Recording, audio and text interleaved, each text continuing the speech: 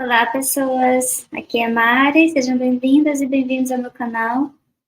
Eu estava pensando como abordar esse assunto aqui, que muito me afeta todos nós, né? Todo mundo que vive nesse planeta e que se incomoda com tudo que está acontecendo, que não está dormente ainda, vai sentir isso na pele de alguma forma. E aí eu vou jogar aqui um vídeo, depois uma reportagem para ler junto, e depois eu vou comentando, tá? Reagir a algumas coisas aqui importantes, pelo menos na minha humilde opinião.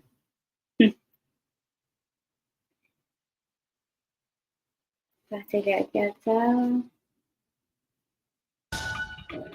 E seus pistoleiros, gente, tocaram fogo nas nossas coisas, pelo amor de Deus! Se acontecer alguma ocupação aqui numa área, ele se junta rapidamente, contrata pistoleiros junto com eles para retirar as pessoas, as famílias. Praticamente nós estamos vivendo um período de invasão zero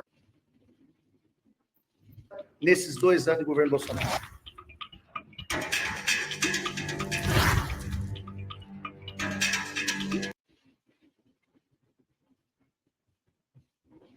Faz 2 semanas dessa reportagem, tá? Apesar de estar sendo retomado aí desde o governo do outro, mas é isso, vamos continuar.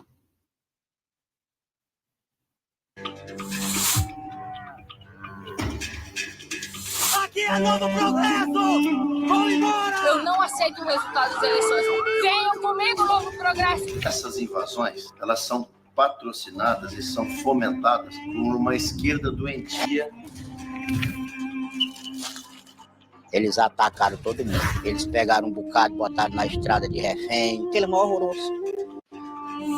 Podem me lembrar.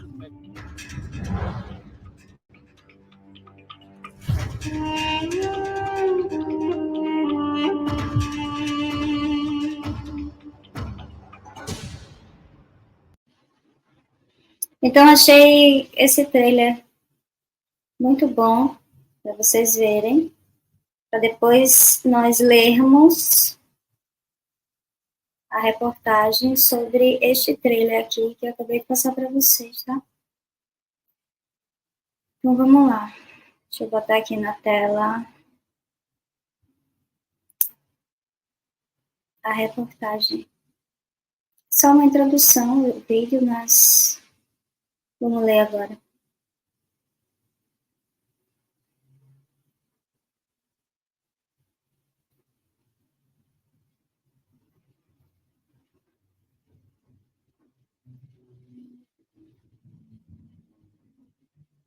Eu vou colocar todos os links aí no final do vídeo para vocês terem acesso quando quiser, tá? Vamos lá, o método do agronegócio, ele fala ogronegócio, né, entre aspas, para frear a reforma agrária no epicentro da luta pela terra. 26, aqui ó, 26/8/2024, tá?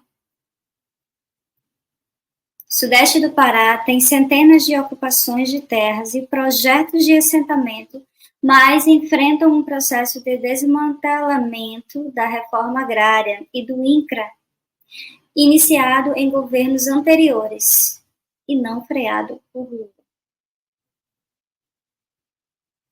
De Marabá, palco de massacres históricos de trabalhadores rurais em terra, como o de Eldorado dos Carajás e de Pau d'Arco, a região sudeste do Pará foi a mais afetada pelo desmonte das políticas de reforma agrária, empreendido pelo ex-secretário de Assuntos Fundiários do governo Jair Bolsonaro do PL, Luiz Antônio Nabe Garcia. Segundo especialistas ouvidos pela Repórter Brasil, a região tem pelo menos 200 ocupações em fazendas e propriedades improdutivas em situação de terras da União. Há ainda 516 projetos de assentamentos, totalizando quase 5 milhões de hectares em disputa. uma área maior que países como Holanda e Suíça, segundo dados da Comissão Pastoral da Terra, entidade ligada à Igreja Católica. Durante o governo Bolsonaro, contudo, os projetos da reforma agrária foram desmantelados no Pará, assim como o Instituto Nacional de Colonização e Reforma Agrária, o INCRA. O órgão deveria ser um instrumento de distribuição de terras e pacificação no campo, mas foi usado em prol da manutenção do latifúndio. Analisa o advogado José Batista Afonso, da CPT. O principal representante dos latifundiários passou a comandar o órgão, diz ele, em referência a Anábel. Esse homem aqui, ó. Durante os 4 anos em que foi o responsável pela política fundiária no país, Nábel abriu as portas do governo para grileiros, infratores ambientais e produtores rurais que atentaram contra a democracia, como mostra a série de reportagens, abre aspas, Ogronegócio, a milícia e golpismo na Amazônia. Continuando. Foi o que se viu em Marabá em fevereiro de 2020, quando Nábel participou de uma audiência na Câmara Municipal da cidade, onde se reuniu com empresários e fazendeiros contrários à atuação de movimentos sociais na região. Entre os presentes estavam os irmãos Fernão e Murilo Zaccaner, que ficaram conhecidos em 2007 quando a usina deles, Pagrisa, foi alvo de uma fiscalização trabalhista e resgatou da escravidão 1.064 trabalhadores que atuavam no plantio e colheita na cana-de-açúcar. É o maior resgate de trabalhadores já realizados no Brasil. Precisamos, entre aspas aqui, precisamos organizar essa bagunça que foi feita ao longo de 30 anos por outros governos que estavam muito mais interessados em vender a Amazônia lá fora do que se preocupar com o povo aqui de dentro, disse Fernão, que foi muito aplaudido. O povo aqui de dentro que ele se refere é os amigos dele, né, os latifundiários. Fernão é um dos vice-presidentes da Federação da Agricultura do Estado do Pará, FAEPA, e tem como lobby participar de campeonatos de tiro esportivo. Veja como tudo está relacionado aqui, conectado. Né? Ele fazia ainda uma visita de cortesia na AB em Brasília em junho de 2022, segundo a agenda oficial do auxiliar de Bolsonaro, da época, né? O ex-presidente, despresidente. Procurada a assessoria de imprensa da FAEPA, não respondeu às perguntas enviadas para Fernão. Abre aspas. Não temos informações sobre o tema solicitado, disse. Já Nabi Ram disse que não se importa com as críticas à sua gestão e diz que a opinião que vale é dos produtores rurais. Mais uma conexão aqui, né? Continuando. Sem o mesmo acesso ao governo, o sem-terra Luiz Carlos Silva Barbosa, de 57 anos, está há mais de 10 anos perambulando entre acampamentos na região do Marabá, tentando conseguir um lote. Ele estava entre os acampados que foram expulsos de forma violenta no acampamento Hugo Chaves, do MST, em 2018. Hoje vive em uma área improvisada cedida em outro acampamento do movimento social. Aqui o casal, nessa situação precária, olha a foto. A família do sem-terra Luiz Carlos Silva Barbosa foi expulsa de forma violenta no acampamento dos Chaves, em Marabá. É isso. Continuando. Barbosa tenta sobreviver trabalhando para os fazendeiros da região, mas relata ter dificuldades de conseguir trabalho quando os empregadores descobrem que ele espera pela reforma agrária. Abre aspas. Quando a gente fala que é sem terra, eles pensam que a gente é ladrão, mas não somos. Estamos lutando por um pedaço de terra para sustentar a família, apenas. Recorde de titulação de terras no Pará. Aquele homem voltaria a Marabá em junho de 2021, desta vez acompanhado do então Fezesnaro, para a entrega de títulos de propriedade rural.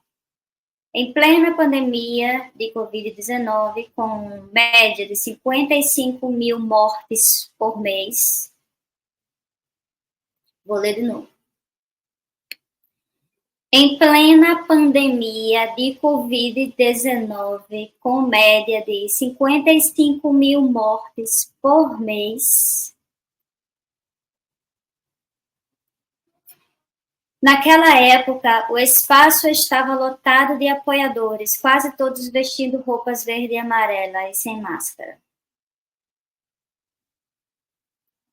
O evento foi a maior entrega de novos títulos de terra após a criação do Titula Brasil, programa de parceria entre municípios e governo federal que, por meio do INCRA,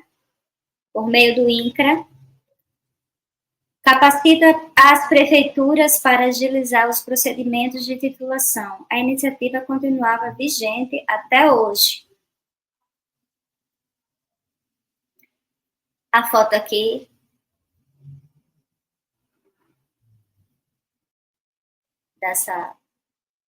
dessas espécies. Continuando.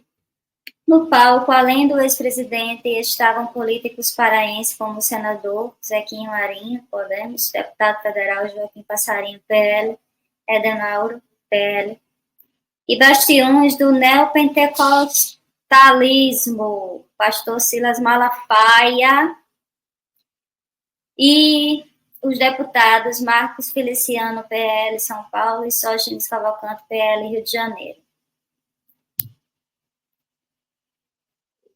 Reviver essas coisas não é legal, mas é necessário para entender, né? Para as pessoas que esquecem tudo, é bom. Esquecem porque querem, né? Não porque tem algum problema de saúde, né? Esquecem porque querem esquecer, né? Abre aspas. Desde que eu conheci esse homem, ainda deputado federal, ele dizia, para mim, propriedade é sagrada. Gritou aquele homem lá. Um dos primeiros a discursar. O bajulador chupa-ovo de Bolsonaro. Bolsonaro encerrou os pronunciamentos, reforçou que a propriedade privada é sagrada e que o programa de titulação afastaria as atividades nefastas do MST. Nefasta Bolsonaro, né? E os amigos dele. Continuando. A estratégia daquele homem lá e o Fezesnaro foi distribuir títulos de propriedade para quem já estava assentado. Foram cerca de 370 mil títulos nos 4 anos do governo. 370 mil títulos nos 4 anos do governo. Um recorde se comparado a outras gestões, né? No período de Michel Temer, 2016, 2019, o golpista, Temer golpista, quando a legislação foi alterada para flexibilizar a titulação, ou seja, um começou e o outro continuou, né?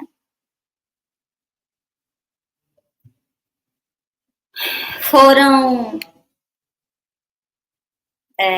mesmo método, né? Foram 235 mil títulos ante 137 mil do governo Dilma, de 2011 a 2016.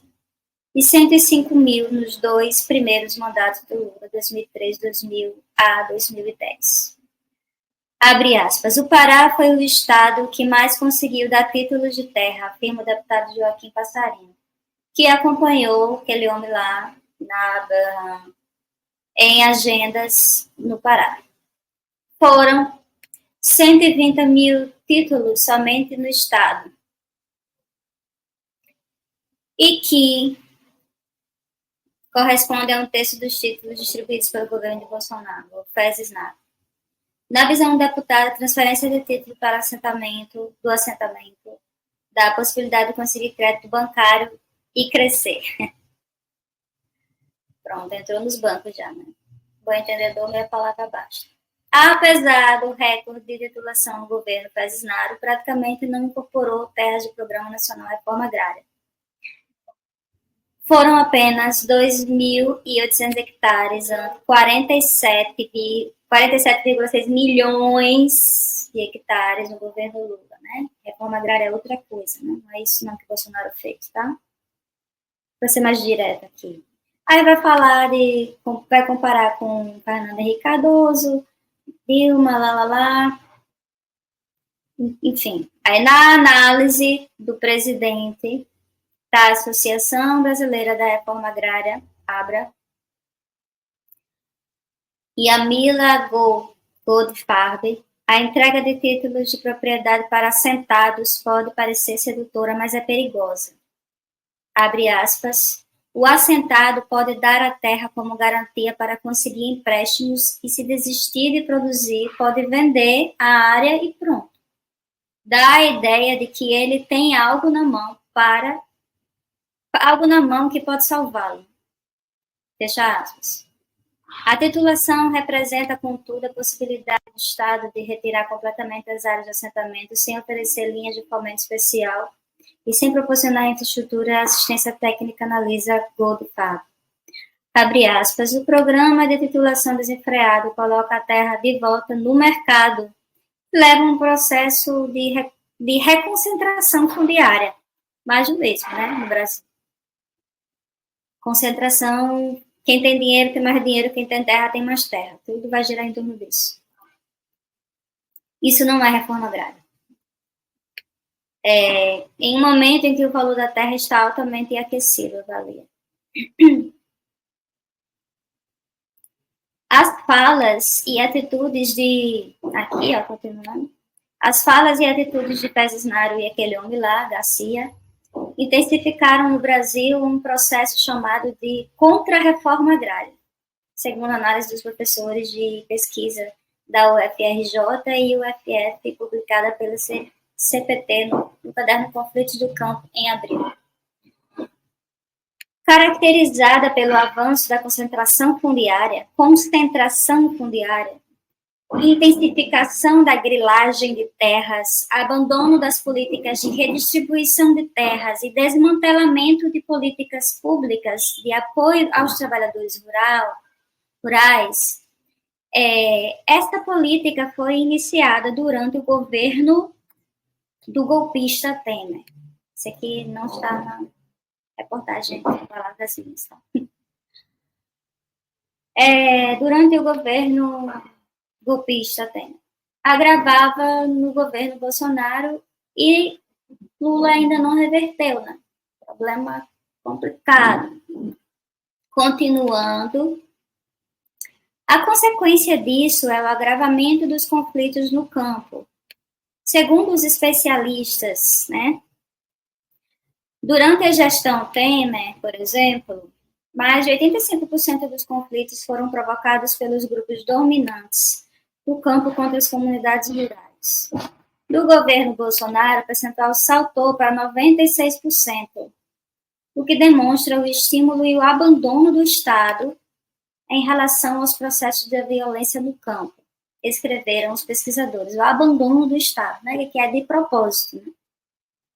Certo? Então, eu vou deixar isso aqui para vocês lerem, se quiserem, né? vocês mesmos relerem, que eu li meio emocionada aqui, né? Esse assunto acaba me afetando muito, obviamente, e eu ainda tenho mais coisa para falar. Eu quero só deixar isso tudo registrado aqui, porque é importante, né, para as pessoas que não têm tempo de ler, de parar para abrir um site de leitura de jornalismo, uma revista de jornalismo, reportagens. Eu sei, tem gente que não tem tempo, tem gente que não quer. Então, eu estou fazendo esse favor aqui para quem quiser depois, quem se importa, quem se interessa pelo assunto, né, poder assistir. E vou botar todos os links aqui embaixo, tá? Continuando. Tem uma outra perspectiva dessa análise aqui que eu também quero colocar na roda agora, que é... Peraí, só um minutinho. Que eu vou compartilhar outra coisinha aqui, tá?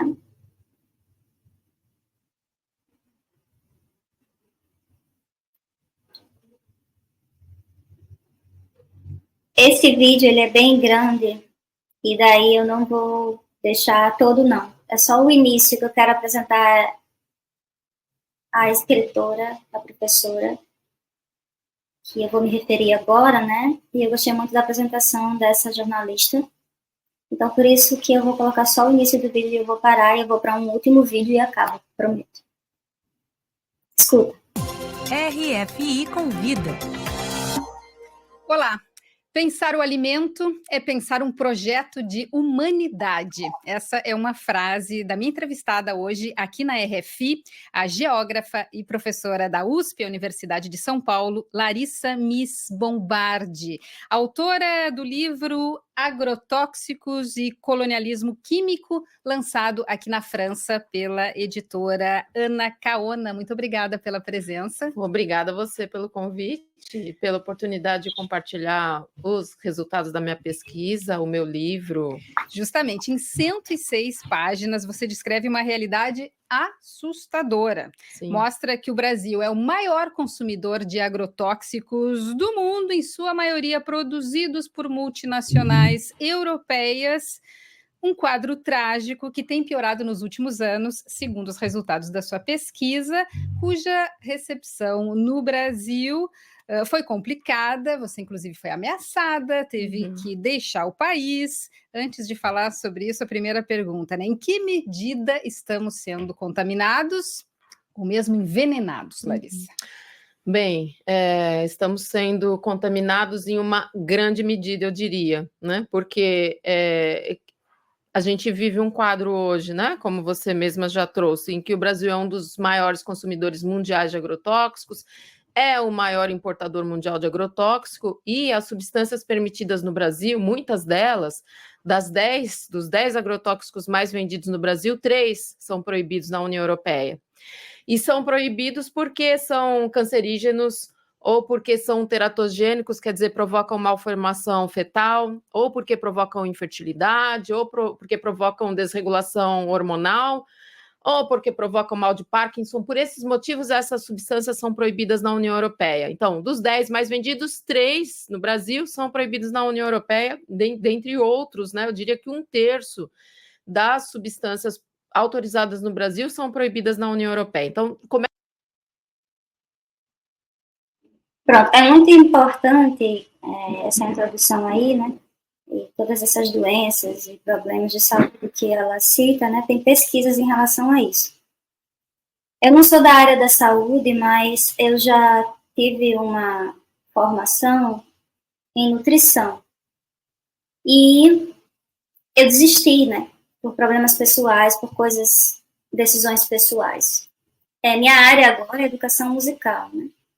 Agora não, sempre foi, né? Eu fazia paralelo a nutrição e a música, né? Trabalhava com música ao mesmo tempo. Mas eu desisti da nutrição por alguns problemas e decisões pessoais, que eu não vou falar aqui, senão o vídeo vai ficar grande demais. Mas é só para vocês saberem que... Por que o meu interesse, né? Neste assunto Porque minha inquietação em relação a este assunto, né, que afeta a questão dos alimentos, né, que é a base de toda a nossa vida. A gente trabalha para se alimentar. A gente vive de alimentos, né? Nossa vida gira em torno disso tudo, das alimentações da nossa vida, né? Que a gente pode comer, o que a gente deixa de comer, as nossas possibilidades, se a gente tem dinheiro para comprar ou não determinados alimentos, tudo isso está relacionado. E é super interessante nesse livro, porque ela faz como uma denúncia, né? Que aqui no Brasil é permitido agrotóxicos que a União Europeia lá não quer, mas aqui eles querem, para poder comprar daqui. Entende? Como isso é complexo, como isso é escroto, né? Sendo bem direto aqui. Vamos lá, ainda falta mais. Eu me interessei por nutrição em uma determinada época da minha vida, lá na adolescência até, né? Porque eu sou da terra de Câmara Cascudo. Queria falar só um pouquinho desse contexto, né? Não sei se vocês já ouviram falar em Câmara Cascudo. Ele foi muita coisa. Mas ele foi um grande escritor. Uma péssima pessoa, mas um grande escritor. E aqui na minha terra, como ele era daqui, né, Potiguar, aí, aqui do RN, ele é muito cultuado, né? Ele é muito exaltado como... realmente ele era um grande intelectual, ele escreveu sobre folclore, sobre música, sobre o livro que eu estou citando aqui, que eu estou pensando, que foi um dos que me chamou muita atenção e me fez olhar para a questão dos alimentos com mais cuidado e carinho até, e desejo de aprender mais sobre o assunto, foi a história da alimentação no Brasil.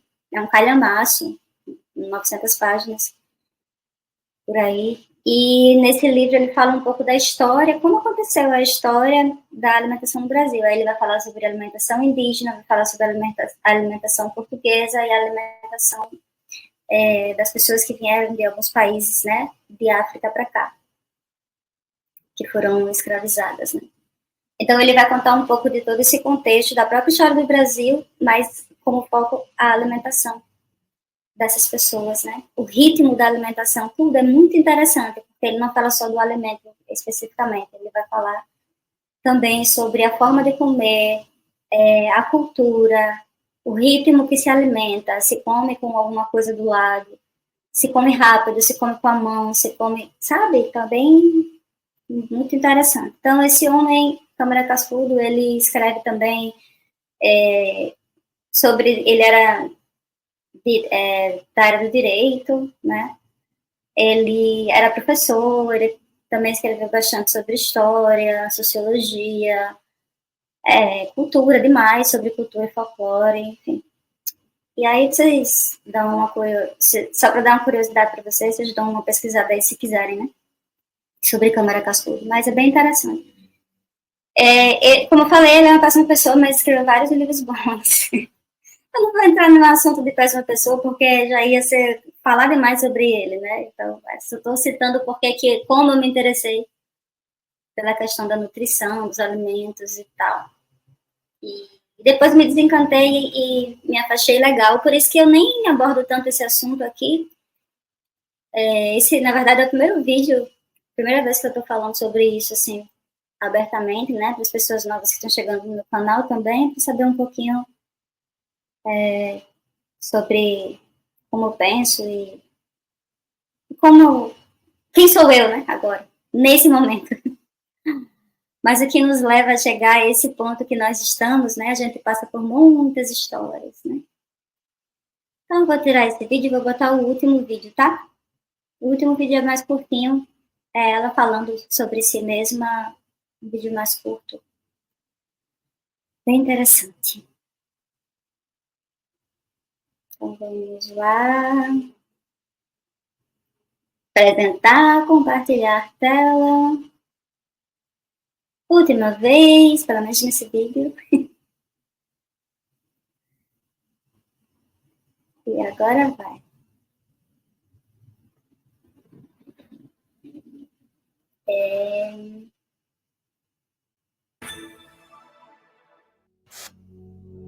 Ver minha carreira sendo atacada, professora da USP mente, esse tipo de coisa nos jornais. Uma outra manchete que dizia, professora da USP foi fazer estardalhaço na Europa sobre o agronegócio brasileiro. Vivi um momento muito assustador, porque primeiro isso no plano emocional, você ter que lidar com uma ameaça à sua carreira é muito desgastante. E depois outras coisas, como, por exemplo, alguém vir mandar recado, olha, você está abrindo muito a boca, é melhor você parar um pouco de falar. A minha casa foi assaltada em agosto de 2020 e muitos elementos nos levam a crer que foi uma forma também de me assustar ou de pegar meus dados, enfim, foi algo muito estranho e inusual. Para a gente que é brasileiro e conhece assalto, é muito estranho ter 3 homens dentro da sua casa, nenhum deles armado, revirar tudo, levar um computador que não tem valor, enfim. As ameaças à pesquisadora brasileira Larissa Bombardi, da Universidade de São Paulo, a USP, se intensificaram após a publicação na Europa, em 2019, de um atlas expondo a presença de resíduos agrotóxicos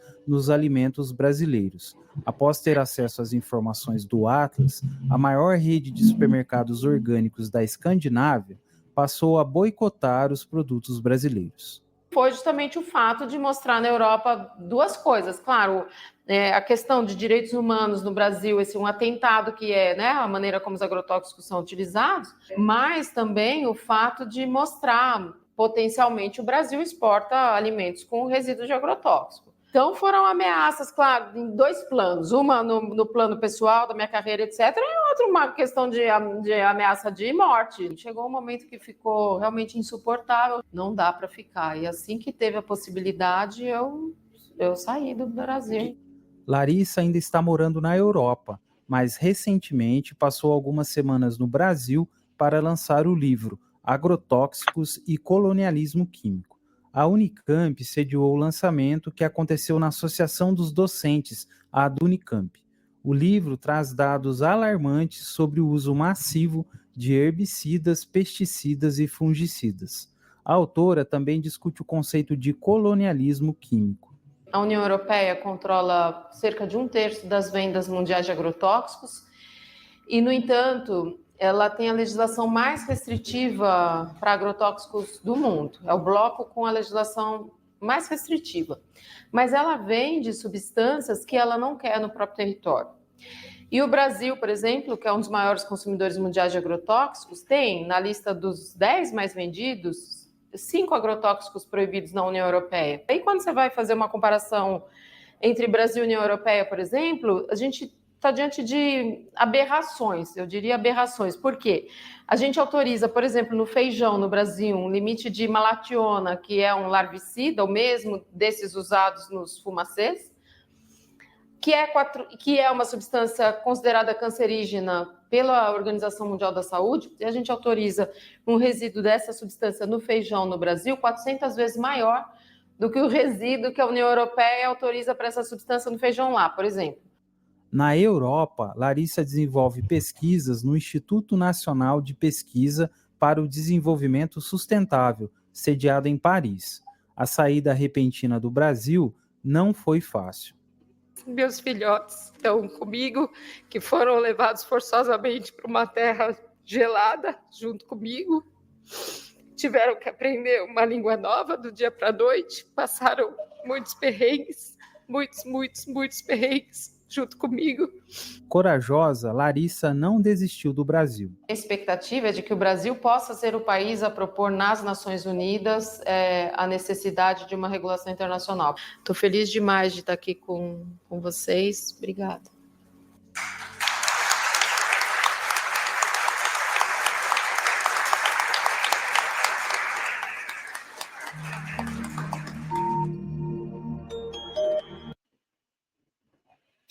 Então, gente, eu vou fechar com esse vídeo, né? Porque eu achei ele muito bom e é uma pena que muitas pessoas nem conheçam essa história dessa mulher, né? Nem citem ela. E vejo muita gente citando homens. Proibido citar homens, não, mas assim, é legal também citar mulheres que estão aí nesse trabalho difícil, né? difícil e violento, né? Ele demanda muito dinheiro, tem muitas nuances nesse assunto, né? Quer dizer, é isso. Eu só queria compartilhar com vocês e colocar esse apanhado de informações num vídeo só para, sei lá, apenas fazer as pessoas despertarem, quem não despertou ainda, nem pensa sobre isso, né? Acha besteira. Não, eles mudaram até a forma de se expressar em relação ao agrotóxico. O nome é agrotóxico. Eles colocam pesticidas agora. Como se fosse mudar alguma coisa. É veneno do mesmo jeito. Então é isso, pessoal. Assunto que me afeta muito. Difícil. Mas é isso. Um cheiro, tchau e até o próximo vídeo. Desculpa aí a depressão, mas é isso. É a realidade. Tchau.